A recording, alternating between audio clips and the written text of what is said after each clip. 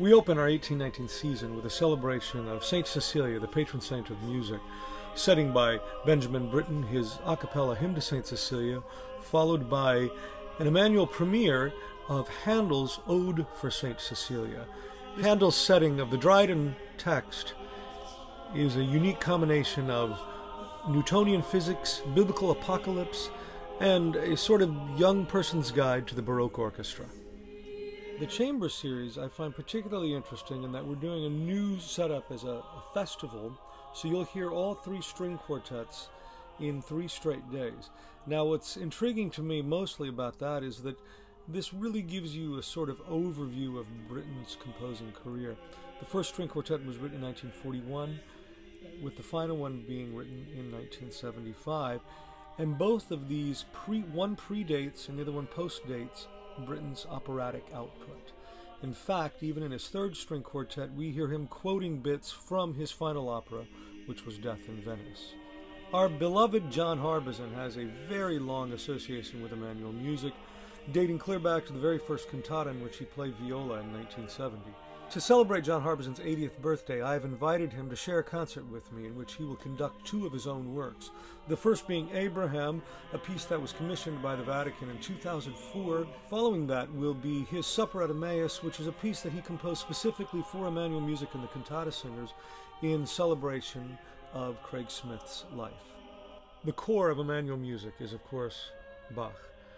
And I'm especially excited that we have the opportunity to present an Emmanuel music premiere in the Easter Oratorio this April. The Easter Oratorio has its origins in a secular cantata in which the 4 soloists were 2 shepherdesses and 2 shepherds. Bach ingeniously transforms this into the Easter Oratorio, where those 4 characters become Mary Magdalene, Mary the mother of Jesus, Peter, and John. When Britten was in his early 30s, he had a sort of falling out with the Sadler-Wells Opera Group, which led him to create his own opera company called the English Opera Group. In the first 3 years of the English Opera Group, he set out on a trilogy of operas, which included The Rape of Lucretia, Albert Herring, and finally an arrangement of John Gay's 1728 Beggar's Opera. Essentially what Britten did is he took all these familiar tunes, which were popular tunes of the day, and I say meaning of the early 18th century, as well as tunes by Handel and Purcell and John Blow, and he used his own orchestration. And this transformation, Britten's own orchestration, the transformation created this sort of bitter, dirty, pungent take on the John Gay original.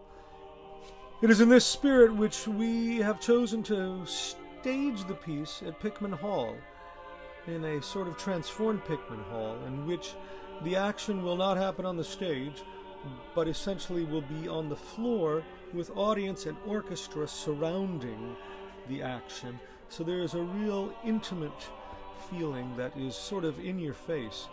This piece is really essentially a biting satire on all the loopholes in the legal system, which of course was relevant in 1728, in 1948, and now also in 2018.